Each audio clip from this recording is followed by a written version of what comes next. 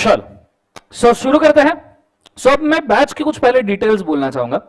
एक बार सभी ऑडियो को थम्स अप कर दीजिए जितने लोग लाइव स्ट्रीम में जुड़े हुए हैं, ठीक है। सबसे पहली बात, तो थोड़ा सा अपन बैच के बारे में अभी जान लेंगे कि किस प्रकार हमको बैच करना है और उसके अंदर क्या क्या कंटेंट रहेगा। ओवरऑल लेक्चर्स 25 से 30 रहेंगे। बैच के अंदर 100 to 100% कंसेप्चुअल क्लैरिटी रहेगा। During the batch, after the concept, अगर आपको कोई दिक्कत भी आता है तो आप बिंदास उठ के पूछ लेना।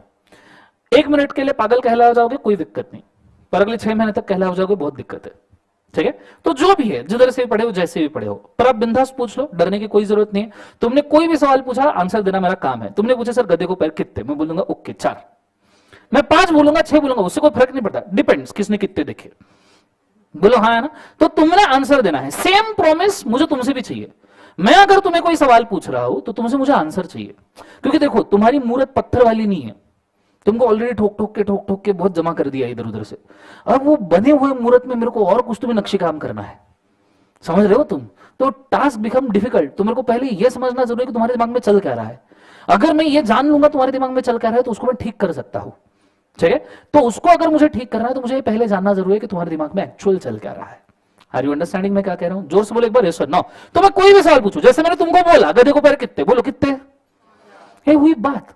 कोई 5 बोला मैं डांटूंगा नहीं, देखा हो सकता है उसने, उसकी मर्जी। समझ में आ रहा है सबको? हाँ है ना, कोई प्रॉब्लम नहीं। अपने को 5 बोला, मेरा काम है ये प्रूव करना कि नहीं भाई 4 ही होता है। आर यू अंडरस्टैंडिंग मैं क्या कह रहा हूं? जोर से बोलो यस और नो। ये चीज को तुमने अच्छे से याद रखना। नाउ हम क्लास में आए हैं तो क्लास के कुछ रूल्स, जितने लोग ज्वाइन हो रहे हैं, ठीक है, वो अपने को मानना जरूरी है, क्योंकि उसके सिवा क्लास फंक्शन नहीं कर सकती। रूल नंबर 1, अपन 4:15 बजे शार्प शुरू करेंगे एवरीडे 4:15 को, क्योंकि इसके पहले जो आदमी लेक्चर लेता है वो टाइम पे छोड़ता नहीं है कभी, ठीक है। तो अपन शार्प 4:15 बजे, बहुत एक्सपीरियंस है मेरे को पिछले 5-6 साल का, 4:15 बजे शार्प अपन लेक्चर शुरू करेंगे। तुम्हारा काम ये बनता है इसके पहले के लेक्चर में 3:45 बजे से तुम चिल्लाना शुरू कर दो, छोड़ दो, तो जाके तुम 4 बजे छूटोगे, ठीक है। तुमको भी 15 मिनट का एक ब्रेक मिलेगा टू गेट रिफ्रेश्ड, और फिर अपन लॉ पढ़ना शुरू करेंगे, ठीक है। 4:15 बजे अगर कोई लेट आता है तो थोड़ा सा 2 मिनट बाहर खड़े रहना, अगर आपको मेरी आवाज आ रही है तो, क्योंकि आने वाला तो शाहरुख खान होता है। लो मैं आ गया, सब उसी को देखते हैं, मुझे तो भूल ही जाते हैं। उसमें भी कोई लड़की रही तो हो गया काम, आया ना। तो ऐसे सिचुएशन में कोई आ रहा है तो 2 मिनट बाहर खड़े रहना, ठीक है। मैं आपको एंट्री दूंगा, उस पीरियड में आपको कुछ मिस हो रहा है उसको सॉल्व भी मैं ही करूंगा, ठीक है, डोंट वरी। दूसरा रूल नंबर, आपके सेलफोन्स मुझे साइलेंट चाहिए, जैसे मेरे भी साइलेंट मोड पे ही रहेंगे, ठीक है। सो आपके सेलफोन्स मुझे साइलेंट चाहिए। ड्यूरिंग द लेक्चर कोई सेलफोन्स को ऑपरेट नहीं करेगा। तो आप चार्ट कॉपी कर रहे हो, गुफ्तगू कर रहे हो, या कोई यहाँ पे आके बहुत मस्त सुंदर गाना गा रहा है कि तुमसे सहन ही नहीं हो रहा, ठीक है, तो इट इज योर चॉइस, ठीक है, that's not a issue. But पढ़ाते वक्त सेलफोन्स यूज नहीं करना। किसी ने सेलफोन यूज किया तो उसका सेलफोन में कॉन्फिस्केट करेगा और 24 घंटे उसके ऊपर चैटिंग भी मैं ही करेगा। फिर मेरे को बोलना सर मेरा मस्त चल रहा है तुमने बिगाड़ दिया। समझ में आ रहा है सबको? हाँ है ना। तीसरा वाला, एक रजिस्टर मेंटेन करना 200 पेजेस का, ठीक है। अब उसमें से कितना लगेगा we never know, but 200 pages का रजिस्टर मेंटेन करना। थोड़ा सा मैं तुमको ये भी बोलूंगा, इस फास्ट ट्रैक बैच में we are also starting with answer writing practice on daily basis. पहले एक हाथ लेक्चर तो नहीं होगा, बट लेक्चर 2-3 से शुरू हो जाएगा। तो उसके लिए अगर आप सेपरेट रजिस्टर मेंटेन कर सकते हो तो that will be better. Already हमने 6-7 टेस्ट बना के रखे हैं, ठीक है। जैसे चैप्टर खत्म होगा मैं आपको टेस्ट दे दूंगा। As it is a fast track batch, मैं क्लास के अंदर कंडक्ट करवा सकता हूँ, आई एम नॉट श्योर, पर अगर आप घर पे दे सकते हो तो अच्छा है, वो भी उसी रजिस्टर में देना, ठीक है। तो आपका एक सेपरेट रजिस्टर 200 पेजेस का अगर रहेगा, जिसके अंदर आपके 100-150 सवाल अगर सॉल्व होंगे विथ टेस्ट सीरीज इंक्लूडिंग, तो आपको खुद को उसको देख के कॉन्फिडेंस आएगा कि नहीं मैंने मेहनत किया है। दैट व्हाट इज रिक्वायर्ड, ठीक है। रेगुलर बैच में this time we have reached to 150-200 questions, ठीक है। क्लास के अंदर ही 150 से 200 सवाल विथ टेस्ट सीरीज सॉल्व कर लिए थे, तो वो तो बच्चों को दिक्कत रहता ही नहीं है। तुम भी अगर एज अ फास्ट ट्रैक 100 सवाल या 150 सवाल विथ टेस्ट सीरीज सॉल्व कर सकते हो तो गंगा नहा लिए। 30 दिन में इससे ज्यादा भगवान से नहीं मिल सकते। कंसेप्ट समझ में आया सबको? हाँ ना। तो एक सेपरेट रजिस्टर उसका और एक सेपरेट रजिस्टर इसका, 2 रजिस्टर में अपना काम हो जाना चाहिए। मैक्सिमम चार्ट्स तुम्हारे बुक में है, बुक्स पूरे 4 कलर है। क्वेश्चनर बुक तुमको सेपरेट मिलेगा। क्वेश्चनर बुक में 500 से 600 सवाल है। प्रिंसिपल नंबर 1 में आज ही मेंशन कर दूं, अगर तुमको एग्जामिशन लाना है तो मैं आज आपको बोलना चाहूंगा, अगर तुमको एग्जामिशन लाना है तो एक सिंगल टेक्निक तुमने याद रखना, जिसने अपना क्वेश्चनियर पूरा एक बार हाथ के नीचे से सॉल्व किया। अब तुम्हारे पास समय है नहीं है, that is a different matter, पर जिसने अपना क्वेश्चनियर पूरा एक बार हाथ के नीचे से सॉल्व किया उसके 70 मार्क्स के पेपर देखा हुआ आएगा, ठीक है। इंस्टीट्यूट के पास कोई नया कंटेंट नहीं है, लॉ एक ही है, 148 सेक्शन है, अदर लॉ में 4 ही एक्ट्स है, इंस्टीट्यूट कुछ नया नहीं पूछने वाला। तो अगर तुमने मेरा क्वेश्चन एक बार सॉल्व कर लिया, 70 मार्क्स का पेपर दिखा हुआ आएगा। अब एग्जिस्टिंग किसी भी स्टूडेंट से पूछ सकते हो, they will give you the same reviews. ठीक है, पूरा क्लास एक ही चीज के ऊपर चल रहा है, पूरा क्लास मैं तुम्हें कितना अच्छे से पढ़ाऊंगा, कंसेप्चुअल क्लैरिटी क्या दूंगा, और बदले में तुम मुझे कितना आंसर राइटिंग दोगे।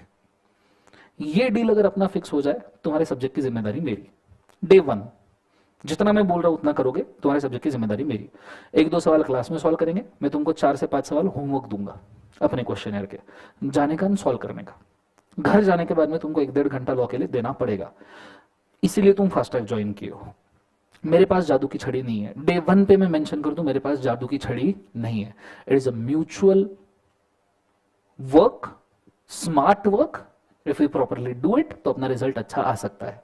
इतना तो मेरा चॉइस रहेगा कि at the end of batch तुम्हारी सिचुएशन ऐसा रहे कि कुछ हो ना हो, ग्रुप 1 में एक सब्जेक्ट तुम्हारा ये रहना चाहिए लॉ, कि जिसके ऊपर तुम्हें कॉन्फिडेंस है। तुमको ऐसा लगना चाहिए कि नहीं सर ये सब्जेक्ट तो मेरा टेंशन नहीं है, बाकी अब मैं देखता। That is what is my target is. समझ में आ रहा है सबको? हाँ है ना? जोर से बोले एक बार यस सर ना। सो ये तीसरा वाला रूल हो गया आपका रजिस्टर मेंटेन करने का। ठीक है, चौथा, माना थ्योरी सब्जेक्ट है, सोने में दूंगा नहीं। ठीक है, बिल्कुल कोई नहीं सोएगा, मैं सो बात अलग है, पर तुम में से किसी को अलाउड नहीं है। ठीक है, कोई यहां पे नहीं सोएगा। ठीक है, पूरे इंटरएक्टिव सेशंस होने चाहिए, कुछ भी पूछा सवाल जवाब चलता रहना चाहिए। ठीक है, कोई नहीं सोएगा। हाँ, बैच का स्पीड नॉर्मली रेगुलर में मैं स्लो रखता हूं, यहां मीडियम रहेगा। That is what is required. नहीं तो 30 दिन में अपने उधर 75 लेक्चर्स होते हैं, we are crunching 75 lecture into 25 to 30। That is a task. अब वो हमारे वर्किंग के ऊपर डिपेंड है कैसे करते हैं, दैट वी विल डू। पर आपका काम ये बनता है आप कंसिस्टेंटली इंटरएक्टिव रहो। ठीक है, this is what is required. ठीक है, चलो, सो इतनी चीजों का आपने याद रखना है। बैच के साथ में हम शुरू करते हैं। ठीक है, अब आप आए हो बहुत सारी जगह से पढ़ के, बहुत सारे लोग मेरा डेमोज भी देख के आए होंगे। ठीक है, बट सबसे पहली चीज, सबसे बेसिक, मैं शुरू करता हूं हमेशा इसी क्वेश्चन के साथ में। ठीक है, और इसी क्वेश्चन के साथ शुरुआत की जा सकती है, क्योंकि ये सेशन आज का जो है इसके ऊपर तुम्हारे अगले 30 दिन चलेंगे। ठीक है, मैं तुम्हें कोई बहुत नई चीज जबरदस्त वाली पढ़ाऊंगा, वो नहीं हो सकती जब तक कि मैं ये सेशन ना लूं। और आज का सेशन अपना एक ही क्वेश्चन के ऊपर डिपेंड है, what do you exactly mean by law. Law मतलब क्या, लॉ क्यों होता है, क्या जरूरत आन पड़ी कि सीए फाउंडेशन में 5 लॉस तुमको पेलने के बावजूद भी उनका मन नहीं भरा और इंटर में उन्होंने पूरा 100 मार्क का सब्जेक्ट ठोक दिया। वहां 60 मार्क का था, बात बन रही थी। कम्युनिकेशन में एक्टिव पैसिव वॉइस में 20-30 निकाल लेते थे अपन। हाँ या ना, बोलो यस सर नो। सर यहाँ 100 मार्क्स का आ गया। अच्छा, उसमें अदर लॉ में वो जनरल क्लॉजेस एक्ट में क्या लिखा है वो तो मेरे को आज तक समझ में नहीं आया सर। मैंने देखा तो मेरे को जेंडर का डेफिनेशन दिखाई दिया उसके अंदर। बोलो हाँ या ना। डिस्टेंस टाइम का डेफिनेशन दिखाई दिया। सर ये कैसा सब्जेक्ट है, बोलो हाँ या ना। तो ये अगर समझना है तो पहला सवाल है, what do exactly mean by law. Anyone? जवाब तुमको देना, मैं आगे बढ़ूंगा, मैं बैठ जाऊंगा इधर। 30 के 60 लेक्चर मेरे को चलता, तुमको चलता होगा तो बैठो शांति से। बोलो what do exactly mean by law. Rules. Okay, भाई बोल रहा है rules, law is rules. Anyone more? बोलो इरशाद। राइट प्रोसेस, किसी चीज को अचीव करने का right process. Okay fine, anyone more? बोलो बोलो, खैर तुम्हारे मूर्ति को तहस नहस किए बगैर कुछ नहीं बन सकता यहाँ पे। ठीक है, बोलो पूरा कुछ भी बोलो। मैं तुमको लॉ पूछा, तुम लव बोल दो, कोई प्रॉब्लम नहीं अपने को जीवन, तुम बोलो पर। हाँ, yes, what is law? Rules and regulation governing a set of activity. जैसे income tax act income tax को गवर्न करता है, कंपनीज एक्ट कंपनी लॉ को गवर्न करता है। Right? Okay, I will rephrase my question. ठीक, थोड़ा सा रिफ्रेश करता हूं सो दैट तुम थोड़ा बेटर समझ पाओ। When I ask you what do you exactly mean by law, I don't mean to ask you what is a treatment. I don't mean to ask you what is a symptom. I am asking you what is a disease. मुझे रोग बताओ जिसके वजह से law आया है। जैसे मेरे भाई ने बोला रूल्स इज अ लॉ, थोड़ा सोचिएगा, इजी है। रूल ये डिसीज है या रूल्स ये ट्रीटमेंट है? भाई ने बोला set of rules to govern a specific thing, तो ये डिसीज है या ये ट्रीटमेंट है? तुम्हें जब बुखार होता है, अभी आया था ना कोविड, तो कोविड इज अ डिसीज, जिसके ऊपर डॉक्टर ने रूल लगाया सुबह शाम दिन रात खाना नाश्ता ब्रेकफास्ट डोलो 650। बोलो हाँ है ना? नो, सुबह रात दिन रात वो प्रिस्क्रिप्शन जो दिया दैट इज अ लॉ, वो रूल है, क्योंकि तुम्हारे set of specific rules to govern your corona, that prescription becomes law. बोलो हाँ ना? I am asking you what is a disease? Corona क्या है? मत पूछो सर, 2 साल चले गए। Okay, what is a disease? क्यों लॉ? क्यों, क्या जरूरत पड़ी? अच्छे रह रहे थे जीवन में, खेती वेती कर रहे थे, खाना वाना खा रहे थे, उधर पानी वाड़ी मिले 2-4 मार के वो भी खा लिए, जिंदगी अच्छी चल रही थी, क्यों लॉ चाहिए? यस, प्रॉब्लम फेस हुए इस वजह से लॉ बना। ओके, प्रॉब्लम्स फेस हुए, लेट्स डिग डीप। प्रॉब्लम आए तो क्या होता है? तुम लाइफ में जब प्रॉब्लम फेस करते हो तो क्या लगता है, क्या होता है लाइफ में? प्रॉब्लम एकदम ऊंच नीच चलते रहता है, मेंटल पीस डैमेज हो जाता है, समझो ब्रेकअप हो गया, समझो तुम्हारा जीवन में ऐसा होना। मैं तो ब्लेसिंग देता हूं, जीवन में एक बार ब्रेकअप होना चाहिए। आदमी ऐसे 2 महीने में सयाना बन जाता है ना एकदम, कि मतलब वो लर्निंग तुमको सीए में भी नहीं आएगा भाई 5 साल पढ़ के। सो समझो ब्रेकअप हो गया, तो तुम्हें हुआ क्या बेसिकली? ठीक है, जिसका हुआ वो गाली मत देना मन में मेरे को, ठीक है? सो ब्रेकअप हुआ तो एक्चुअली सिचुएशन क्या है? तो तुम कोई प्रॉब्लम फेस कर रहे हो, तुम कोई प्रॉब्लम से गुजर रहे हो, वो प्रॉब्लम तुम्हें डैमेज कर रहा है। वो प्रॉब्लम तुम्हें क्या कर रहा है? डैमेज। लॉ का सबसे बेसिक, सबसे बुलंद, सबसे इंपॉर्टेंट, सबसे काम की चीज, लॉ का बेसिक अंडरस्टैंडिंग होता है डैमेजेस को अवॉइड करना। कि भैया कोई चीज हो रही है, ब्रेकअप हो रहा है, समझो इंडिया में 140 करोड़ की जनता है, उसमें से लेट्स से 80 करोड़ यूथ है, 70-80 करोड़ यूथ है। लेट्स इमेजिन 80 करोड़ लोगों के एक साथ ब्रेकअप हो गए। 80 करोड़ लोगों के, उसमें 80 के एक साथ हो गए, मतलब 40 कपल्स के ब्रेकअप हुए, डिपेंडिंग ऑन हर एक का किस किस के साथ रिलेशन है, तो 40 मिनिमम होंगे। तो अगर 80 करोड़ लोग एक साथ ब्रेकअप हुए, उसमें से बहुत सारों ने सुसाइड कर दिया। गवर्नमेंट मोदी जी को कल लगा कि बाप रे मेरा यूथ तो स्पॉइल हो रहा है, आधे ब्रेकअप वाले सुसाइड कर रहे हैं, आधे ड्रग में चले जा रहे हैं, आधे पी पा के देवदास बने बैठे हैं, दूसरे उसके घर के सामने चक्करे मार रहे हैं।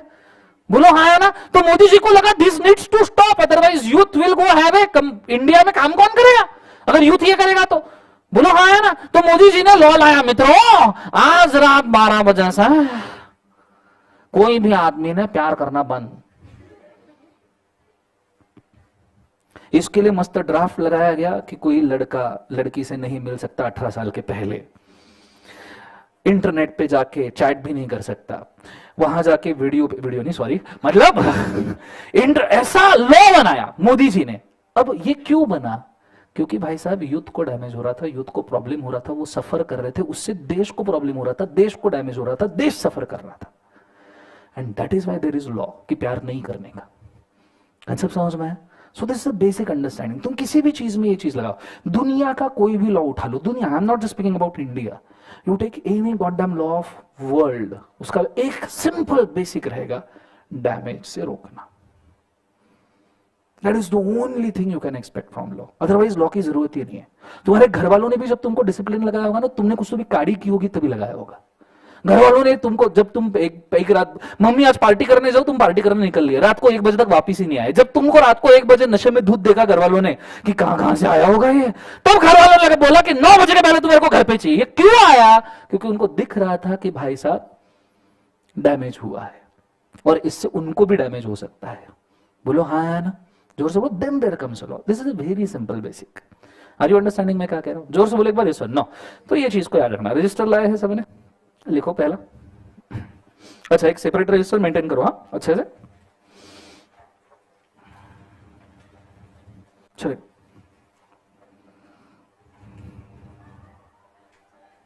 यस, एसी बंद करना है, ठंड लग रहा है? ठीक है, 2 मिनट देना मेरे को सिर्फ।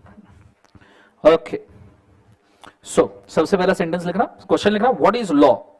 लाइव स्ट्रीम में सबको समझ में आ रहा है? कृपया एक बार कंफर्म कीजिएगा गाइस। लाइव स्ट्रीम में सबको आइडिया आ रहा है? ये सीएमए वालों के लिए भी लेक्चर्स एप्लीकेबल है बेटा। सवाल है व्हाट इज लॉ, ठीक है, उसके अंदर लिखना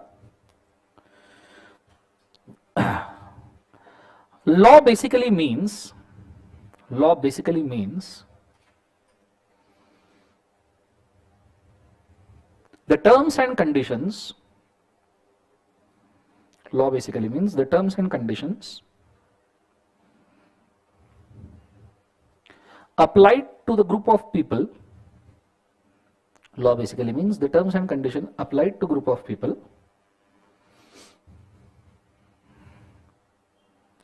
so as to avoid damage to them,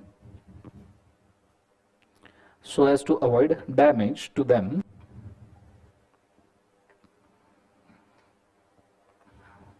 or to public in general, or to public in general,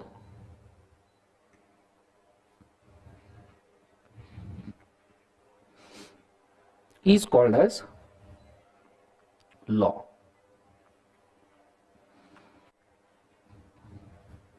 bracket में लिखना very basic definition, very basic meaning, मतलब ये कोई कंक्लूसिव मीनिंग नहीं है क्योंकि आज का पूरा डिस्कशन व्हाट इज लॉ के ऊपर ही होने वाला है. सो एक मैंने से ब्रीफ देके रखा कि what you should understand as a law. ठीक है, यहां तक आइडिया क्लियर है मैं क्या कह रहा हूं. ओके, अब हम थोड़ा सा सिलेबस पे जाते हैं बिकॉज हमने लॉ देखा क्या है, अब हम जानते हैं कि हमको कितने लॉस पढ़ने.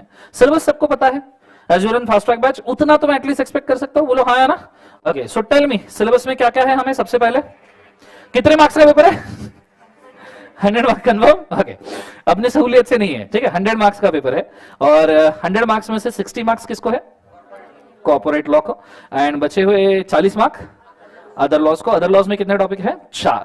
ठीक है. डे 1 मैं सिर्फ इतना नहीं चाहता कि तुम्हें सिलेबस बताऊं, but at the same time मैं ये भी चाहता हूं कि जब मैं बोल रहा हूं तो आपका प्रिपरेशन स्ट्रेटेजी भी यहीं पे क्लियर हो जाए. ठीक. सो बहुत अच्छे से ध्यान देना. ये चीज का मैं एक छोटा सा चार्ट आपको बना के देना चाहूंगा so you will understand it better. ठीक है, आर यू रेडी गाइस?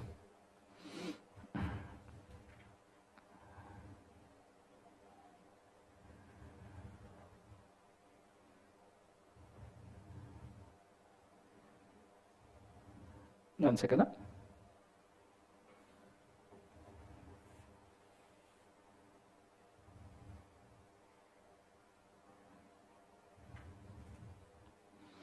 तो बहुत अच्छे से ध्यान दीजिएगा और मैं जो बोल रहा हूं वो चीज आपके बहुत काम में आनी चाहिए. ठीक है, मैं नॉर्मली रेगुलर बैच में पहले ही सेशन में ये चीजें नहीं बोलता बिकॉज रेगुलर बैच के स्टूडेंट्स का मेंटालिटी होता है कि उनको सबसे पहले बेसिक्स अंडरस्टैंडिंग की जरूरत है.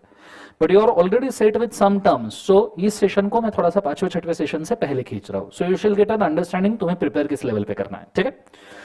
सो अगर मैं बात करूं तो हमारे सिलेबस की, हाँ एक और बात, मेरी स्पेलिंग एकदम खतरनाक है. तुमने यूएस इंग्लिश सुना है? यूएस इंग्लिश सुना है ना? United state English. UK English सुना होगा. जैसे यूएस इंग्लिश होता है, यूके इंग्लिश होता है, वैसे डीके इंग्लिश होता है. दर्शन खरे. ठीक है, मेरे स्पेलिंग एकदम मस्त है. मतलब तुम मेरे को कोई भी चीज बोलो मैं उसका नया स्पेलिंग बना के दे सकता हूं अर्जेंटली. ठीक है, तो मेरे स्पेलिंग के ऊपर बिल्कुल मत जाना, उतने तुमको आते हैं मेरे को मालूम है. मैं मेरे सीए फाइनल के एग्जाम के वक्त 1 महीना पहले सिर्फ स्पेलिंग लर्न कर रहा था. पढ़ाई मेरी हो गई थी. समझ में आ रहा है सबको? हाँ ना? फिर भी मेरे को याद नहीं हुए. ठीक है, सो मैं कुछ भी लिखूं तो मान लेने का कि ये सही एकदम 100% सही है, तुमको जो झेपता उसके हिसाब से लिखने का. ठीक है, ये क्यों बोला? क्योंकि मेरे को सिलेबस का स्पेलिंग याद नहीं आ रहा, इसलिए. आई गेस यही होना चाहिए.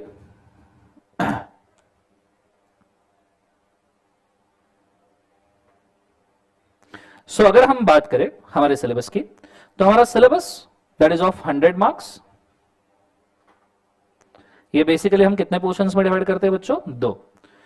लिखना नहीं अभी, मेरा पूरा लिखना होने के बाद मैं आपको समय दूंगा. ठीक है, पहले प्रॉपर्ली अंडरस्टैंड कर लो वेयर वी आर गोइंग. ठीक है, क्योंकि मैं जब चार्ट वगैरह नॉर्मली कॉपी करता हूं तो इट इज क्वाइट दैट कि बाद में मैं उसमें से कुछ चीजें मिटाता हूं, कुछ जमा करता हूं आपके अंडरस्टैंडिंग के हिसाब से. तो just wait for it. So syllabus 100 marks का है. इसमें से पहला पोर्शन है 60 मार्क्स का एंड सेकंड पोर्शन है दैट इज 40 मार्क्स का. 60 मार्क्स का जो आपका पोर्शन है उसको कॉर्पोरेट लॉस कहा जाता है. कौन से लॉस बोलो एक बार? जो है corporate loss. Now please do understand, corporate law ये थोड़ा वाइडर टर्म है. Corporate law just does not mean companies act. Corporate law का मतलब जितने भी ऑर्गेनाइजेशन कॉर्पोरेट के स्ट्रक्चर में हो सकते हैं, कंपनीज के स्ट्रक्चर में हो सकते हैं, वो सब इसमें कवर्ड है. जैसे इसका एक पोर्शन तो कंपनीज एक्ट है ही जो आप पढ़ते हो. कंपनीज को मैं नॉर्मली सीओ करके लिखता हूं शॉर्ट में. सो कंपनीज एक्ट है ही जो आप पढ़ते हो 2013 का. पर इसका एक और पोर्शन है कॉर्पोरेट लॉ का, जैसे आपने सुना होगा SEBI, the security exchange board of India act 1992. This is also corporate law, because SEBI listed companies को गवर्न करता है। जो स्टॉक मार्केट के ऊपर कंपनी लिस्ट होती है ना, जैसे बॉम्बे स्टॉक एक्सचेंज के ऊपर 5,000 कंपनीज है, नेशनल स्टॉक एक्सचेंज के ऊपर 1,500 से ज्यादा कंपनीज है, तो उनके लिए जो लॉ लगता है that is also corporate law, क्योंकि ये कंपनी से रिलेटेड ही है। फिर अगर मैं बात करूं तो you can say banking regulation act, क्योंकि बैंकिंग कंपनीज भी कंपनीज ही है 1949 का, that is also corporate law. Concept समझ में आ रहा है, क्योंकि वो भी तो कंपनीज को गवर्न कर रहा है ना। Then you can also call it insurance act, क्योंकि वो भी इंश्योरेंस कंपनीज को गवर्न करता है, the insurance act that is 1938 वाला, और ऐसे और भी है। बट हमारा बेसिक जो अंडरस्टैंडिंग है, जैसे मैं इवन आपको बोलूं तो आपने जो फाउंडेशन में पढ़ा एलएलपी एक्ट 2008 वाला, LLP act that is also corporate law, because LLP is a body corporate. Limited liability partnership तुमने अगर पढ़ा होगा तो इट इज बॉडी कॉर्पोरेट, तो that is also corporate law. So corporate law तुम्हारा सिलेबस का जो नाम है कॉर्पोरेट एंड अदर लॉज, तो कॉर्पोरेट लॉ का मतलब इतने सारे लॉज होते हैं। अब इतने सारे तो हमारे सिलेबस में नहीं है, हमारे सिलेबस में इसमें से सिर्फ एक आता है, वो कौन सा है बोले एक बार, जो companies act. Now any one of you whether can tell me कि कंपनीज एक्ट में टोटल सेक्शंस कितने हैं, क्योंकि एंड चैप्टर्स कितने हैं, क्योंकि हमें यह समझना पड़ेगा कि क्या पूरा कंपनीज एक्ट हमें एप्लीकेबल है या कुछ पोर्शन हमें एप्लीकेबल है, और कितना एप्लीकेबल है, छोड़ा तो कितना छोड़ दिया, क्योंकि कभी ना कभी तो पढ़ना पड़ेगा। तुम बनने जा रहे हो सीए, तुम्हें अगर बेसिक कंपनीज का ही अंडरस्टैंडिंग नहीं है तो तुम कहां से जानोगे कि क्या करना है। So can you tell me how many sections are there रफली कंपनीज एक्ट में? चलो बहुत बढ़िया, that is a very accurate answer.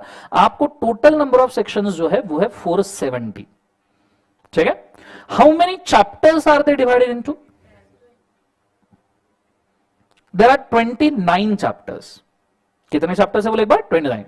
कुछ चैप्टर पैदा होने के पहले ही मर गए, ठीक है, क्योंकि वो इंप्लीमेंट कर ही नहीं पाया डिपार्टमेंट, जैसे इंडस्ट्रियल कंपनीज का चैप्टर वगैरह, तो वो भी मिला के 29 है, ठीक है।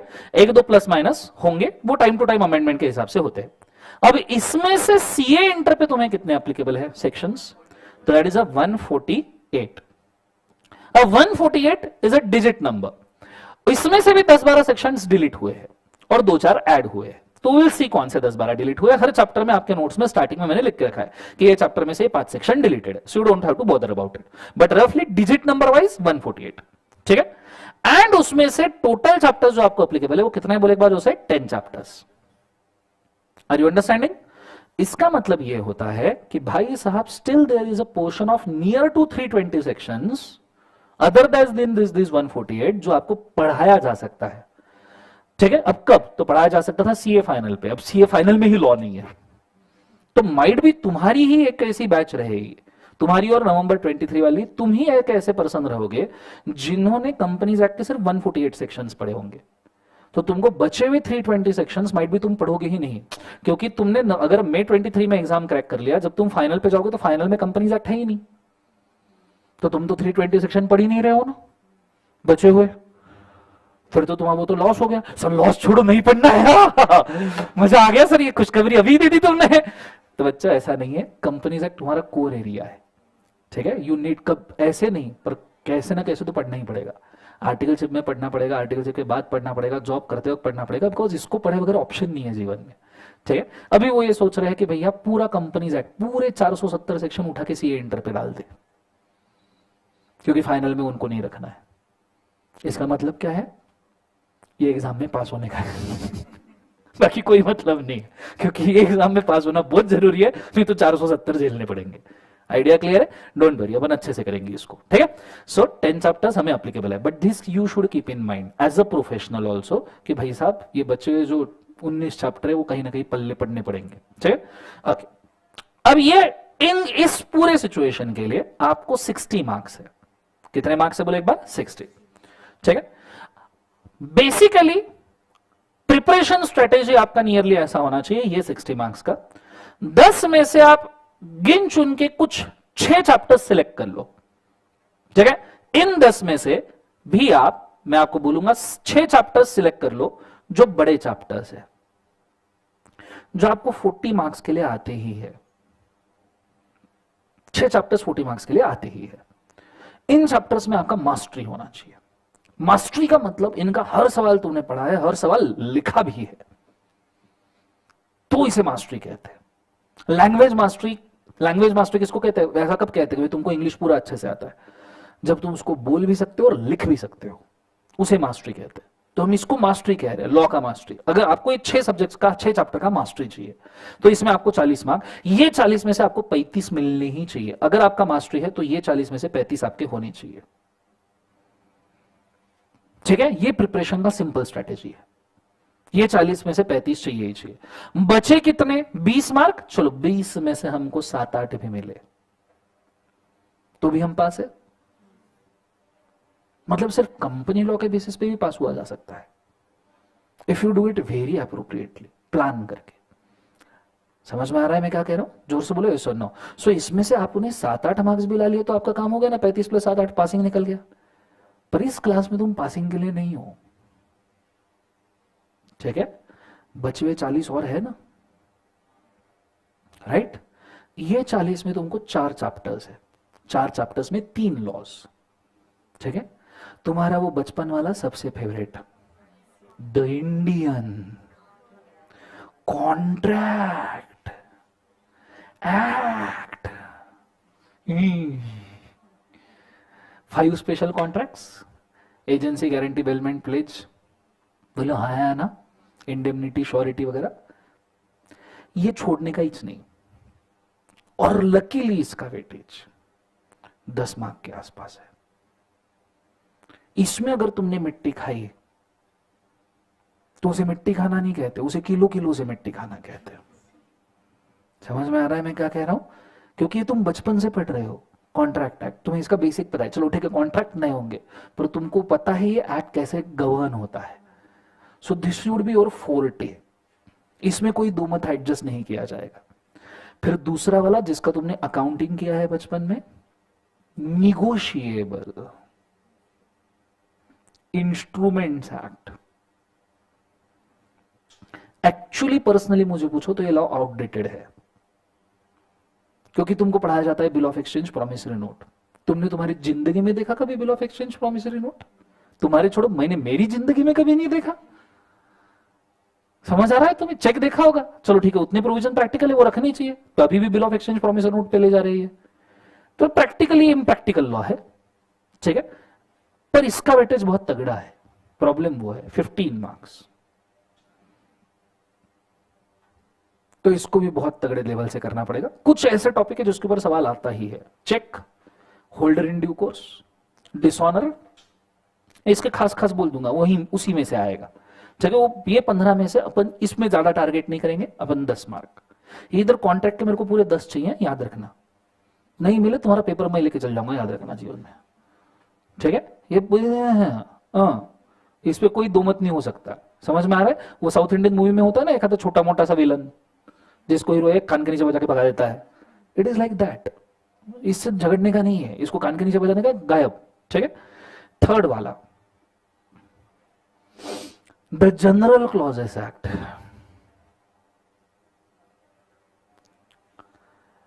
फर्स्ट डे पे ऐसा बोलना नहीं चाहिए, पर ये क्यों है अपनी सिलेबस में? ठीक है, इसके ऊपर मेहनत अपन नहीं करेंगे। ठीक है, जनरल क्लॉजेस तुम कितना भी पढ़ो, मेल फीमेल के डेफिनेशन, डिस्टेंस के डेफिनेशन, टाइम की definition, this is means ruthless. इसमें 2-3 ही डेफिनेशन काम की, एक सेंट्रल गवर्नमेंट वगैरह की। ठीक है, तो इसके ऊपर ना समय वेस्ट करो ना टाइम वेस्ट करो। मैं तुम फास्ट ट्रैक में, इसलिए मैं रेगुलर बैच में ये नहीं बोलता, फास्ट ट्रैक में इसलिए इसको तुम ऑप्शन में छोड़ देना। और जिसको पढ़ना भी है, मैं फर्स्ट डे बोल रहा हूँ, इसके 2 लेक्चर में रिकॉर्ड किए, मैं तुमको दे देंगे, खुद के सहूलियत से पढ़ लेना, समय वेस्ट करने का नहीं। क्योंकि तुम पढ़ोगे तो भी तुम्हारी गारंटी नहीं, तुम क्या ऐसा नहीं तुमको समझेगा नहीं, बट समझना और लिखना इसमें बहुत फर्क है। तुमको किसी ने पूछा सेंट्रल गवर्नमेंट का डेफिनेशन बताओ, बोलना आसान है, मोदी जी बोलो हाँ है ना, तुमको बोला लिखो, फिर पप्पू बन जाते हो तुम। बोलो हाँ है ना, यस और नो, लिख पाओगे इसी चीज का डेफिनेशन? It's difficult. ये लॉ ही थोड़ा सा अजीब है। ठीक है, तो सी, जो खुद कीचड़ में हो ना, वो चिल्ला के गाना नहीं गा सकता। टू बी फ्रैंक, हम सब है, इंक्लूडिंग यू, मी भी, क्योंकि मैंने जिम्मेदारी लिया है तुम्हारा। तो हम सब कीचड़ में खड़े रह के गाना नहीं गा सकते। ठीक है, right now survival is the best option. तो ये अपने सर्वाइवल में नहीं आता, ये लग्जरी में आता है। मेल फीमेल पढ़ना इज ए लग्जरी। समझ में आ रहा है सबको? तो इसको अपन ऑप्शन में छोड़ेंगे, अपन इसके ऊपर मेहनत नहीं करेंगे। Fourth, the interpretation of statute. ये लॉ तुमने पढ़ा होगा, पर इसमें तुमको कुछ सेंटेंसेस सुनाई दिए होंगे, टर्म सुनाई दिए होंगे, क्वांटम पुरोनिया एक्सपोजिशियो, नॉसिटिवरे असोसिस, एजुस डेम जेनेरेस, क्वांटम वो एक्सप्रेसियो यूनियस टस्ट एक्सक्लूसिव अल्टेरियस। जो तुम्हें मैं सीए कर रहा हूं ना, तुमने लॉ पढ़ा होगा और तुमको कुछ याद नहीं होगा। ऐसा नहीं तुमको थोड़ा बहुत समझा होगा, थोड़ा बहुत नहीं समझा होगा, कुछ याद नहीं होगा। मैं इसके लिए आपको बेस्ट ऑप्शन दूंगा, मैं इसके कुछ पॉइंट्स लिखवा के दूंगा, उतने ही पढ़ने हैं, उस पे पूरे मार्क्स मिलेंगे, गेम ओवर। मैं जितने लिखवा के दूंगा उतने, दैट्स ऑल। ना तुमको समझने में दिक्कत होगी, ना तुमको पढ़ने में दिक्कत होगी, सिर्फ मैं जितने बोलूंगा उतने करने के, आंखें बंद करने का, दिमाग नहीं लगाने का, और जाके वो एग्जाम में लिखने का। तुमने उतना क्या, मार्क्स की जिम्मेदारी मेरी। कंसेप्ट समझ में आया? टेस्टेड वेरीफाइड ओके फॉर्मूला है। क्योंकि तुम इसको मॉड्यूल से पढ़ने जाओगे तो दूसरे दिन मॉड्यूल उठा के फेंक दोगे, तीसरे दिन मेरे को भी उठा के फेंक दोगे लेक्चर के साथ, क्या पढ़ा रहा करके। तो मैंने जितना बोला उतना। समझ में आया पक्का? तो ये अपन लॉ पूरा करेंगे अच्छे से। तुम्हारा लग अच्छा रहा, 8 से 12 मार्क का नियरली इस लॉ का वेटेज है, और इसमें पूरे आ सकते हैं तुम। सरप्राइजिंगली मैं तुम्हें बोलना चाहूंगा, this is the only one law out of और 4 जिसके ऊपर 100 आउट ऑफ 100 मार्क्स मिल सकते हैं। इंटरप्रिटेशन, क्योंकि ये लॉ नहीं है, interpretation of statute is a topic, ठीक है, जिसके पॉइंट डिफाइंड है, ठीक है। बचे हुए 3 तो लॉज है जिसमें वेरिएबिलिटी आ सकती है, इंटरप्रिटेशन आ सकती है, इसमें कुछ टॉपिक का नाम ही इंटरप्रिटेशन है। समझ में आया? तो देयर इज नो वेरिएबिलिटी। तो तुम जितना पढ़ा उतना लिख लिया, बात खत्म हो गई। सब समझ में आया मैं क्या कह रहा हूं? If you do like this, अगर तुमने यहां पे 40 मार्क निकाले कंपनीज एक्ट में, जो हमको करने ही है, तो यहां 40 में से तुमको सिर्फ 20 चाहिए एग्जामिशन के लिए। ये एक स्ट्रेटेजी है कि कंपनीज एक्ट के 6 चैप्टर्स, अदर लॉ के 3 चैप्टर्स, 7 चैप्टर्स में गेम ओवर। फटे की बात है, इससे अच्छा डील कौन देगा तुमको? 7 चैप्टर में गेम ओवर, अच्छी बात है। एक और स्ट्रेटेजी है, अदर लॉ पूरा घोट डालो, इंक्लूडिंग जनरल क्लॉजेस एक्ट, जो मैं प्रेफर नहीं करता, ठीक है, क्योंकि तुम जनरल क्लॉजेस कर लो के भी कोई फायदा नहीं है, सच उतने ही मार्क मिलेंगे, गारंटी नहीं। अदर लॉ पूरा 40 मार्क का घोट डालो, उसमें से 35 आने चाहिए। कंपनीज एक्ट तुमको बैठे बैठे 15 तो दे ही देगा, 60 में से 15 नहीं आएंगे, एग्रीगेट तो निकल ही गया। ये दूसरा स्ट्रेटेजी है, बट दूसरा strategy risky. Strategy 1, companies act के 6 चैप्टर, अदर लॉ के 3 चैप्टर्स, 7 चैप्टर्स में game over. Are you understanding this very clearly? ये 7 चैप्टर में मुझे कोई दिक्कत नहीं चाहिए। मैं डे 1 तुम्हें बोल रहा हूं, ये 7 तुमने कर लिए, एग्जामिनेशन पहुंचने के बहुत अच्छे चांसेस है, बहुत अच्छे। मैं पासिंग की बात ही नहीं कर रहा, ठीक है। Shoot for the moon, land up in the stars, simple as that. Idea clear है मैं क्या कह रहा हूं? जोर से बोले yes sir, no. So this you should know. ये लिखना चाहोगे? लिख लो थोड़ा सा, ठीक है। दिस यू शुड नो कि तुम किस डायरेक्शन में जा रहे हो, हाथ के नीचे से एक बार जाएगा तो थोड़ा फोकस भी बनेगा। Go for it. जिनको लाइव स्ट्रीम में दिक्कत है वो कृपया सवाल पूछ सकते हैं, प्लीज मुझे बताइए, मैं आपके सवाल सॉल्व कर दूंगा। लाइव स्ट्रीम में हाय,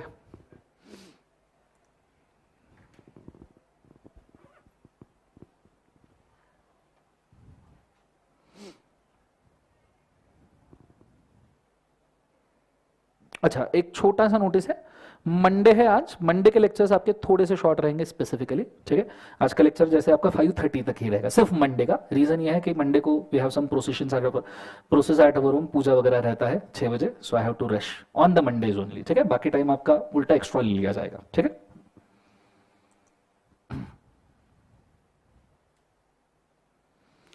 क्लास कौन से क्लास में चल रही है? प्रेस्टीज पे घूम रहे हो बेटा, 3rd फ्लोर पे?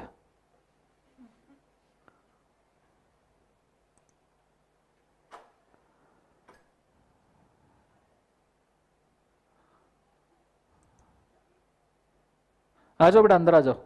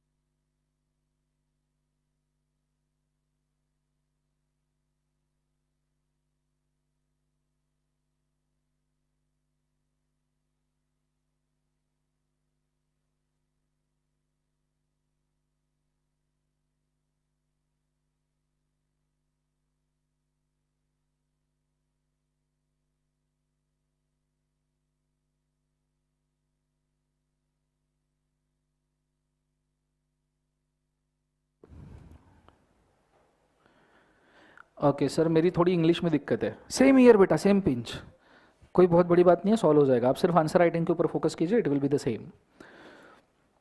Duration of batch is 25 to 30 lectures, 2 hours each.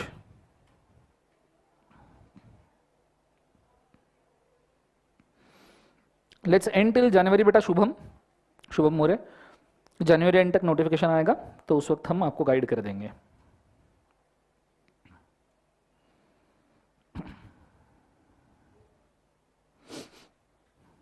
लिख लिया सबने? चलो डन।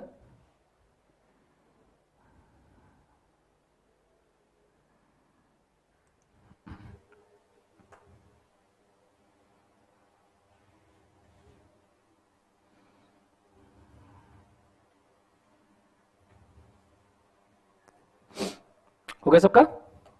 चलो वेरी गुड, आगे बढ़ो मैं पक्का। Everybody done? Okay, now please focus, ध्यान दीजिएगा बहुत अच्छे तरीके से।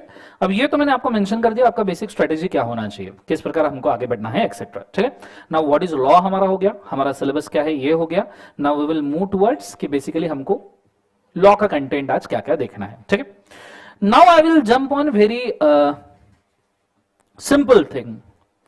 बाकी सब तो चीजें ठीक है, बट आज मैं आपको पूछना चाहूंगा एक बहुत काम की चीज जो आपको पता होनी चाहिए, और वो ये है कि इंडिया में लॉ किस प्रकार पास किया जाता है। डू यू नो इंडिया में लॉ कैसे पास होता है? Anyone? Sir parliament, yes good, और draft is made, then it's passed in the parliament, right? Okay. How many types of categories of laws are there in India? कभी ये entertain किया है सवाल, कितने कैटेगरीज के लॉ इंडिया में होते हैं? अच्छा, एक मस्त सवाल पूछता हूं, कौन सा कोर्स कर रहे हैं अपन? सीए कर रहे हैं, राइट? जो लोग सीए में भी कर रहे होंगे कुछ, बट फिलहाल सीए इसलिए क्योंकि it's relevant. Institute of chartered accountants of India act, year है 1949। एवरीवन नोज दिस, 1949 ईयर है। हमें इंडिपेंडेंस कब मिला? 1947, 15 अगस्त।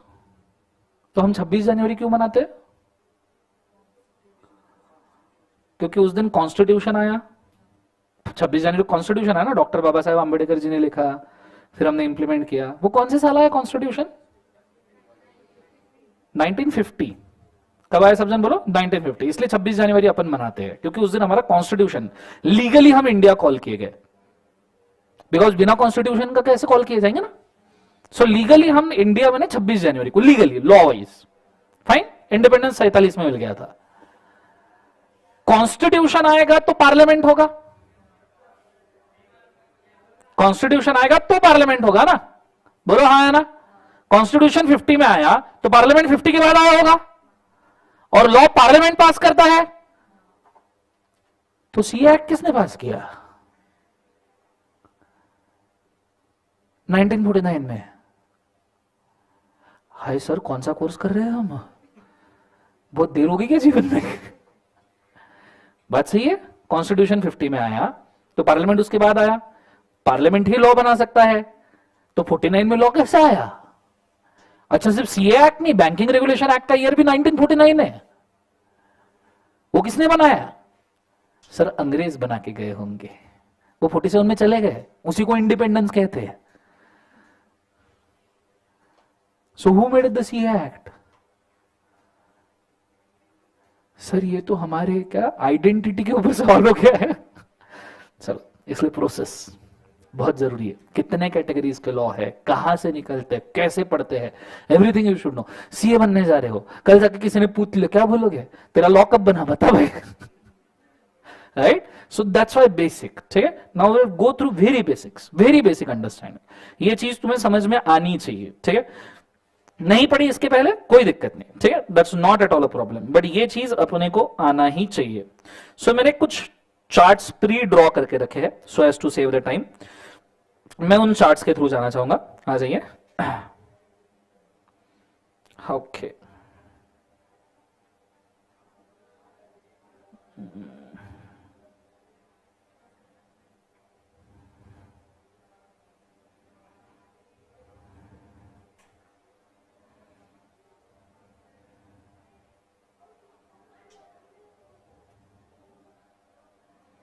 इस कंपनी लॉ, मुझे 1 मिनट देना सिर्फ जुड़ने के लिए।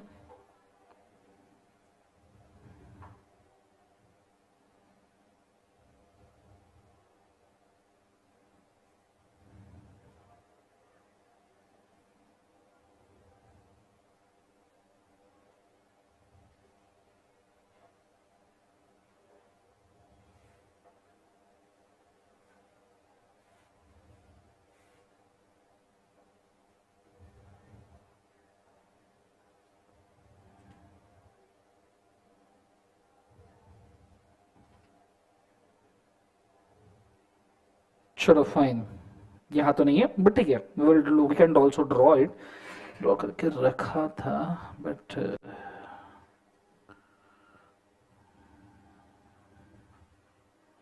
चलो fine, let's draw it itself, ठीक है, टेंशन ही नहीं रहेगा। सो सबसे पहले तो आपको यह समझ में आना चाहिए कि इंडिया में लॉ कैसे बनते हैं, उसके लिए कितने कैटेगरीज के लॉ है, बहुत अच्छे से ध्यान देना, ठीक है। This is totally content oriented, बहुत काम की चीजें पता चलेगी। अगर आपको यह समझना है कि what is a process to pass the law,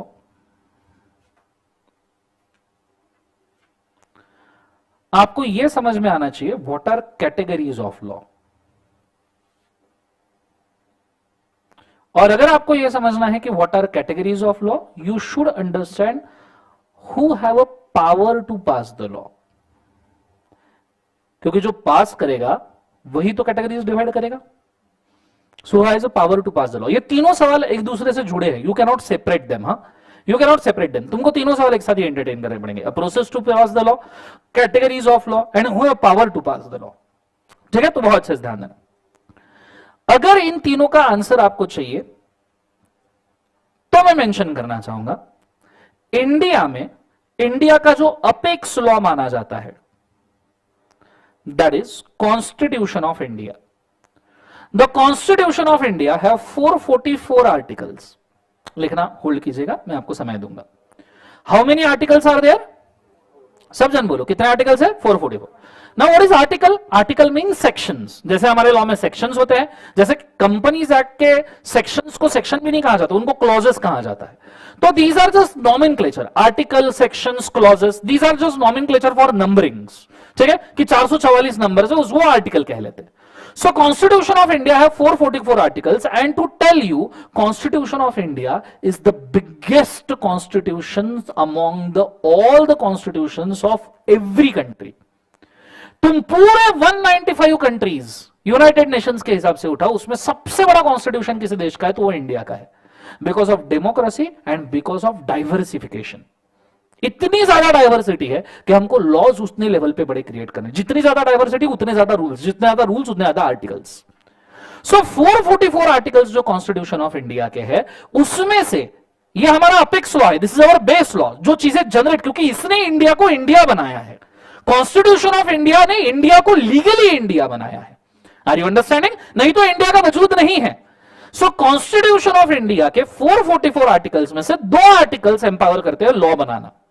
So, article number 245 says that the Parliament of India in case of central law and the state legislature of India, क्या बोले एक बार से, state legislature of India in case of state law have the power to pass a law in respective areas. जैसे parliament of India ये central laws बनाएगा, income tax act, समझ में आ रहा है? Income tax is a central law, companies act is a central law, contract act वैसे तो वो अंग्रेजों ने बनाया, बट अगर बनाया जाता तो central law, general clause central law, negotiable instrument central law, ठीक है, फेमा सेंट्रल लॉ, जो पूरे देश को एक जैसा लग रहा है, तो पार्लियामेंट बनाएगा। और अगर कोई स्टेट लॉ है, स्टेट लॉ जैसे महाराष्ट्र में गुटखा बैन है, बोलो जुबा केसरी, दाने दाने में केसर का दम, बोलो हाँ है ना। सो स्टेट लॉ है, महाराष्ट्र में गुटखा बैन है, उस वजह से पूरे इंडिया में बैन है क्या? नहीं। गुजरात में लिकर बैन है, पूरे इंडिया में बैन है क्या? नहीं। बिहार में भी लिकर बैन है, यकीन नहीं होता पर है क्या? उसके वजह से पूरे इंडिया में बैन है क्या? नहीं। तो स्टेट लॉ हुआ, वो कौन सा लॉ हुआ? स्टेट। सो सेंट्रल लॉ बनाने का पावर किसके पास है? बोलो सब जन, किसके पास है? पार्लियामेंट। सब जन बोलो किसके पास है? पार्लियामेंट। और स्टेट लॉ बनाने का पावर किसके पास है? State legislature. ये इनको पावर दे दिया। फिर उन्होंने पूछा, पार्लियामेंट को बोला, कॉन्स्टिट्यूशन है कि भाई तथास्तु, आज से सब लॉस तू बनाएगा, आज से सब लॉ तू बना। इधर पार्लियामेंट में तो सब गधे घोड़े बैठे हैं ना, आधी पे लोग चौथी फेल, आधी लोग पांचवी फेल, कोई लोग बहुत एजुकेटेड है उनको तो बात ही नहीं करने देते। बोलो हाँ है ना, इनको झगड़े वगड़े हुए माइक वाइक फेंक के मारते, चेयर वेयर फेंक के मारते हैं, बोलो कई कई सारी चीजें होती है पार्लियामेंट। बोलो हाँ है ना, तो इनको ये गधों घोड़ों को तथास्तु, आज से तुम लॉ बनाओगे। ये बोले कौन सा लॉ, काय का लॉ, बताओ तो सही, लॉ काय पे बनाना है, हम तो अभी अभी इंडिपेंडेंट हुए हैं, अभी तो हमारा चौथी भी ठीक से नहीं निकला, तुम हमें लॉ बनाने के लिए बोल रहे हो, बताओ तो सही कौन से लॉ। तो फिर पार्लियामेंट बोले हे भगवान, किसके हाथ में देश दे दिया। तो बोले एक काम करते हैं, तो पार्लियामेंट ने उसके बाद में लगेज एक नया आर्टिकल लिखा 246, और उसमें बोला कि भाई साहब what are the categories of law which can be passed.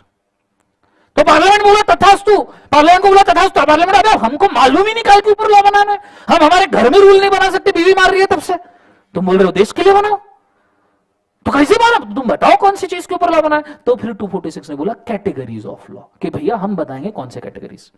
तो फिर कैटेगरीज ऑफ लॉ 246 में बोले हैं, और 246 में कैटेगरीज ऑफ लॉ ने क्या बोला है कि हम कॉन्स्टिट्यूशन के शेड्यूल 7 में बताएंगे। कौन से शेड्यूल में, जोर से बोलो, शेड्यूल कौन सा, 7 में बताएंगे कि ये कैटेगरीज कैसे डिफाइंड है। तो पार्लियामेंट बोला शेड्यूल 7 में काय को क्या जरूरत है, शेड्यूल 7 में यही बोल दो।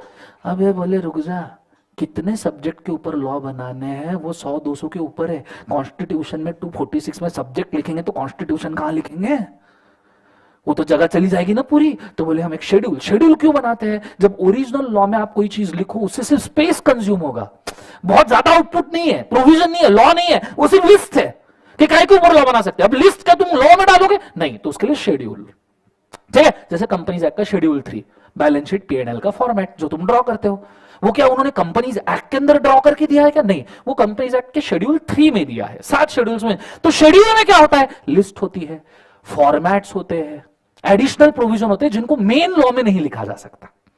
आर यू अंडरस्टैंडिंग मैं क्या कह रहा हूं। तो ये शेड्यूल कौन सा है समझन, बोलो एक बार 7, जोर से बोलो कौन सा है, 7। और शेड्यूल 7 में भाई साहब इन्होंने कैटेगरीज ऑफ लॉ बोले 3, कैटेगरीज ऑफ लॉ बोले 3। सर आपने अभी बोला parliament, central law, state legislature, अब कैटेगरीज तुम 2 से 3 बढ़ गए 2 मिनट के अंदर।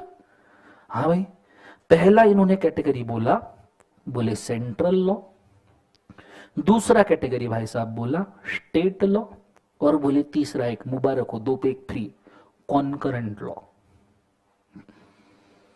कौन सा लॉ, कॉन्करेंट। सर इतनी जल्दी फ्री आ गए, तो सुनो अच्छे से। Example, central law income tax act 1961, central law companies act 2013, काफी एग्जाम्पल और दू, काफी सेंट्रल लॉ समझ में आ रहे, पूरे इंडिया को लगेगा। और एग्जाम्पल दू 2-3, foreign exchange management act FEMA, central law 1999, तुम्हारा निगोशिएबल इंस्ट्रूमेंट सेंट्रल लॉ, सब सेंट्रल लॉ मालूम है सबको। सर स्टेट लॉ, गुटखा, बोलो जुबा केसरी, महाराष्ट्र में बैन है, बोलो हाँ है ना, दाने दाने में केसर का दम, इतना केसर है कि कभी रिलेटिव घर पे आए तो खीर में विमल। समझ में आ रहा है सबको, रिलेटिव मतलब कौन पता है ना, वही जो सवाल पूछते कौन से कॉलेज से सीए कर रहा है, बोलो हाँ है ना, ऐसा ना। सो महाराष्ट्र स्टेट में क्या बैन है, बोलो एक बार, गुटखा, बोलो जुबा केसरी, बोलो, अरे बोलो जुबा के, कैसे लोग पब्लिक को जीवन में, तुम खाना नहीं एक्शन, बोलो जुबा केसरी, बोलो, ये हुई बात। तो गुटखा महाराष्ट्र में क्या बंद है, बोलो एक बार और से, गुटखा। गुजरात में क्या बंद है, liquor is ban in Gujarat, this is state law. इसके एडिशन में कोऑपरेटिव सोसाइटीज के जो लॉ होते हैं, आप फ्लैट स्कीम में रह रहे होंगे तो आपके फ्लैट स्कीम का एक कोऑपरेटिव सोसाइटी का नाम होगा, समझ में आ रहा है, वो स्पेसिफिक स्टेट का कोऑपरेटिव सोसाइटी है। आर यू अंडरस्टैंडिंग मैं क्या कह रहा हूं, जोर से बोलो sir no, these are single state. Sir ये कॉन्करेंट क्या है, पढ़ रहे हो तुम, इसको पढ़ा भी होगा तुमने, पता नहीं होगा, GST, good night sweet dream take care, GST goods and service tax 2017, is a concurrent law. नहीं नहीं नहीं सर नहीं, सेंट्रल समझ में आया, देश को लगता है, स्टेट समझ में आया, राज्य को लगता है, ये क्या है नया? होटल खाना खाए हो, होटल का बिल आया है 2.5% CGST, 2.5% SGST, मतलब सेंट्रल भी रूल बना रहा है, स्टेट भी। तो कॉन्करेंट में दोनों मार रहे, पहले अलग अलग मार रहे, अब दोनों मिलके मार। कंसेप्ट समझ में आ रहा है? दैट इज अ कॉन्सोलेबल, एक बार कॉन्करेंट। Are you understanding? पक्का समझ में आ रहा है कैटेगरीज? अब अगर हम बात करें तो कहीं ना कहीं ये लिखा हुआ होना चाहिए। अरे बोलो ना हाँ या ना, तो देख ही लो। बैच फास्ट ट्रैक हुआ तो क्या हुआ? कंटेंट तो नॉर्मल रहेगा ना। So I will show you the list of the laws जो हम नॉर्मली कवर करते हैं, ठीक है? इसमें कहा गया व्हाट इज लॉ बेसिक्स, हाँ this is actual schedule 7 to constitution of India, ठीक है? शेड्यूल 7 टू क्या को बोले एक बार? Constitution of India. उसके अंदर आप सबसे पहला लिस्ट देख रहे हो, कौन सा लिस्ट है? Union list. इसको सेंट्रल लॉ कहा जाता है। यूनियन लिस्ट मतलब कौन सा लिस्ट? Central law. और आप देखना इसके अंदर सब्जेक्ट्स कितने हैं, मतलब टॉपिक्स कितने जिसके ऊपर आप लॉ बना सकते हो। अच्छा मुझे एक बात बताओ, सबसे पहले क्या जरूरी होना चाहिए लॉ बनाते वक्त? डैमेज नहीं होना चाहिए, मतलब सेफ्टी। Safety is prime. तो एडवांटेज मिले ना मिले, बेनिफिट मिले ना मिले, बात की बात, बट सेफ्टी पहले होना चाहिए। तो तुम स्टार्टिंग के लॉज के नाम पढ़ के देखो, defence, naval, deployment, delimitation, naval, armed, atomic energy, industries, central bureau, diplomat, councillor, united nation. देखो यहां तक के टॉपिक नंबर 12-13 तक के सिर्फ सेफ्टी वाले लॉस चल रहे हैं, सब डिफेंस वाले। अब वो बात करेंगे बेनिफिट की, मतलब आपको क्या क्या वो दे सकता है, गवर्नमेंट आपको क्या क्या दे सकता है। तो देखो फॉरेन जुरिस्डिक्शन से 16 से सिटीजनशिप आपको मिलता है, extradition, admission, pilgrimage, railways. Now railways is not a safety, railways is privilege. बोलो हाँ या ना? हाईवेज, शिपिंग, अभी हाईवेज बन रहे हैं तगड़े एकदम, गडकरी बोले सुनो, तो वो एडवांटेजेस की बात कर रहे हैं। So these are topics. और ये ऐसे टोटल मैं आपको बताऊं ना, तो ये सभी जितने आपके इवन इनकम टैक्स एक्ट, हर लॉ जो आप पढ़ने वाले हो या आपने पढ़ा हो या जो लॉ इंडिया में लिखा हुआ है वो इस लिस्ट में से आ रहा होगा। अगर हम कंपनीज एक्ट पढ़ रहे हैं ना, तो see this subject number 43, subject number 44, ये सब्जेक्ट के अंदर कंपनीज एक्ट बनाया गया है 2013। हमने पूरे 148 सेक्शन पढ़ लिए, हमको मालूम ही नहीं कौन सा सब्जेक्ट में बनाया। सो this is entry number 43, 44 of the union list, जिसके अंदर कंपनीज एक्ट को पार्लियामेंट में बनाया है। This is union law. उसके अंदर लिखा है देखो, incorporation regulation winding up of the trading corporation including banking. इसलिए मैंने कॉर्पोरेट लॉ के डेफिनेशन के अंदर आपको बैंकिंग इंश्योरेंस भी बताया था, including banking, insurance, financial corporation, but not including cooperative societies. 44, incorporation, regulation, corporation, whether or not trading with the object confined to one state. Trading हो ना हो, profit making हो ना हो, section 8 company, वो भी कवर किया गया है। So this is where your companies act is created. Concept समझ में आया? उसके बाद में बैंकिंग रेगुलेशन एक्ट देखो, 45 में बैंकिंग रेगुलेशन एक्ट है आपका। निगोशिएबल इंस्ट्रूमेंट एक्ट का एंट्री इमीडिएटली आता है 46 में। Negotiable instrument act, bill of exchange, cheques, promissory notes वाला लॉ, तो आपका वो भी लॉ 46 एंट्री में कवर्ड है। फिर स्टॉक एक्सचेंज, सेबी वाला लॉ 48 में, स्टॉक एक्सचेंज वाला लॉ। तो आप कोई भी सेंट्रल लॉ, यूनियन लॉ उठा के देख लो, ये इन्हीं एंट्रीज में से फंसेगा। ऐसे यूनियन लॉ के कितने सब्जेक्ट्स है सर टोटल? सब पढ़ाओगे जीवन में? नहीं बेटा, सब नहीं पढ़ाएंगे, इतना समय नहीं है। 97 सब्जेक्ट्स है, हमने अपने हमारे काम के याद रखने के। 43, 44, 47 ये हमारे काम के, ये हमारे सिलेबस के। कंसेप्ट समझ में आ रहा है सबको? 97 सब्जेक्ट्स। कितने सब्जेक्ट्स बोले एक बार? 97। ये तो सेंटर के हो गए। नाउ स्टेट लिस्ट कि राज्य में क्या क्या। अब देखो राज्य में भी पहले सेफ्टी, राज्य में भी पहले सेफ्टी चाहिए ना। अब आपने हमेशा देखा होगा हर राज्य की पुलिस अलग होती है। क्यों होती है अलग? See this, public order. Second police, क्योंकि हर राज्य का पुलिस अलग है, पब्लिक ऑर्डर अलग है। स्टेट गवर्नमेंट का पुलिस और पब्लिक ऑर्डर अलग जाता है, ट्रैफिक पुलिस भी अलग जाता है, प्रिजन्स भी हर राज्य के अलग होते हैं। तो उन्होंने सबसे पहले सेफ्टी के लॉज डाल दिए, फिर उसके बाद में benefits, public health, pilgrimage, intoxication of liquor. Liquor is also part of state. जैसे गुजरात ने बंद किया, महाराष्ट्र ने नहीं किया। महाराष्ट्र ने अभी टैक्स कम किया उल्टा लिकर के ऊपर। एक स्टेट तो ऐसा है जो लिकर के ऊपर ही चल रहा है, गोवा, तीर्थ क्षेत्र। तीर्थ सस्ता मिलता है ना वहां, उन्हें टैक्सेस ही नहीं लगाए क्योंकि उनको मालूम है टूरिज्म के ऊपर उनका पूरा का पूरा स्टेट चल रहा है। बोलो हाँ है ना। सो this is how it is being done, क्योंकि लिकर भी उनके हाथ में है। फिर लाइब्रेरीज, म्यूजियम, ऐसे स्टेट के कई सारे लॉज है, गुटका उटका भी उसके अंदर लिखा जाता है, सभी इंटॉक्सिकेशन वाले लॉज। ऐसे टोटल 66 एंट्रीज है स्टेट के। आप स्टेट के बारे में 66 ऐसे सब्जेक्ट है, 66 सब्जेक्ट जिसके बारे में आप लॉ बना सकते हो। And then there comes a concurrent law, ठीक है। उसमें भी पहले सेफ्टी सभी लिखा है, और फिर उसके बाद में उन्होंने जीएसटी वगैरह भी इसके अंदर आपको मिल जाएगा, आप थोड़ा सर्च करोगे। एंट्रीज है 47। कितने हैं? 47। सो मुझे एक बार वापस बताओ, यूनियन लॉ में कितने एंट्रीज है बच्चों? जोर से बोलो कितने एंट्रीज है? So these are 97 subjects. State law में कितने सब्जेक्ट्स है बच्चों? 66 सब्जेक्ट्स। एंड कॉन्करेंट लॉ में कितने हैं? 47। भाई साहब ये जरूर पता होना चाहिए। तुम फास्ट ट्रैक पढ़ो, तुम रेगुलर पढ़ो, पर ये तो पता होना चाहिए ना। तुमको यही नहीं पता कि कहां से पास होगा तो क्या पढ़ाऊं मैं तुमको आगे। कंसेप्ट समझ में आ रहा है सबको? हाँ ना, दिस इज वेरी बेसिक। और ऐसा नहीं मन गढ़न लगाया अभी टीचर ने, ये है, इसी सिस्टम में तुमको काम करना है अगले 30 साल, ठीक है। तो दिस इज मस्ट। कंसेप्ट समझ में आ रहा है मैं क्या कह रहा हूं? जोर से बोलो एक बार, यस और नो। आइडिया क्लियर है मैं क्या कह रहा हूं? इसको लिख लो, गो फॉर इट फास्ट।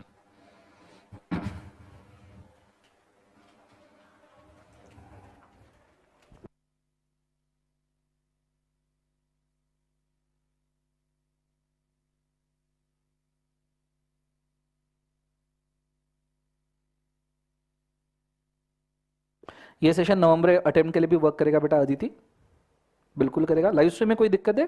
बिल्कुल पूछ लो, कोई प्रॉब्लम नहीं है।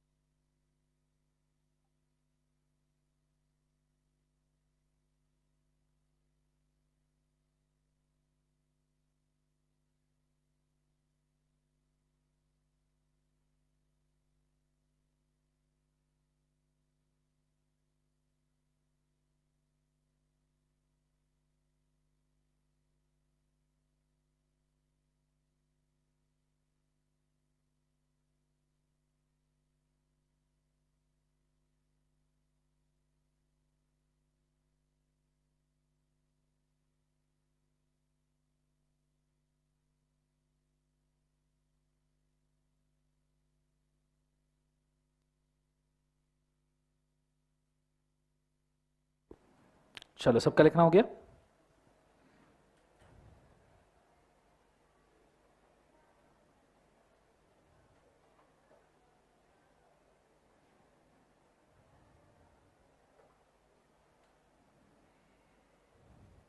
फिलहाल बेटा फास्ट ट्रैक ले लो वंशिका, आपका काम हो जाएगा। थैंक यू बेटा आदिति। चलो done.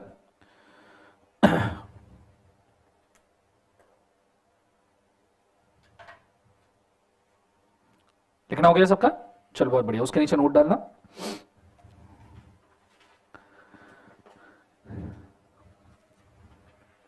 The Constitution gives a power to the Parliament.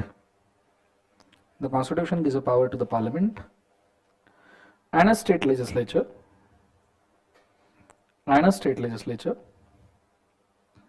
to pass the laws in the India. To pass the laws in India.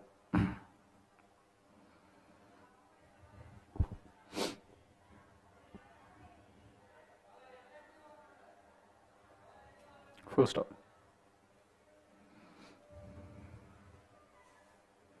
Every single law of the India,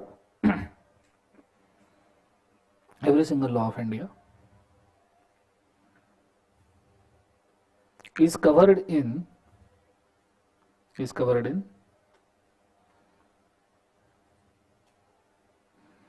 any one of above three categories.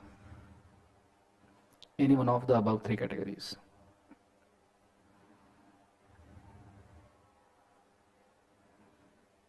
Any one of the above three categories. Full stop. लिख लिया सबने? Done everybody? बोलो yes or no? Sure. Okay. So अब उसमें भी हमको सवाल का जवाब नहीं मिला है कि फिर institute of chartered accountants of India 1949 किसने पास किया?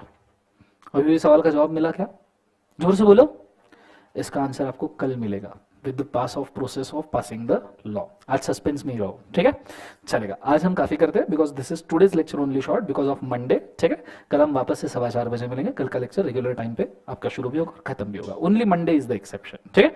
चलो आज के लिए काफी करते हैं. Solve for today. Have a nice day. Thank you. बोलो अच्छा. अरे जोर से बोलो. जोर से बोलो. बोला जय माता दी बोलना, ठीक है? सो जोर से बोलो. चलो good day. God bless you guys.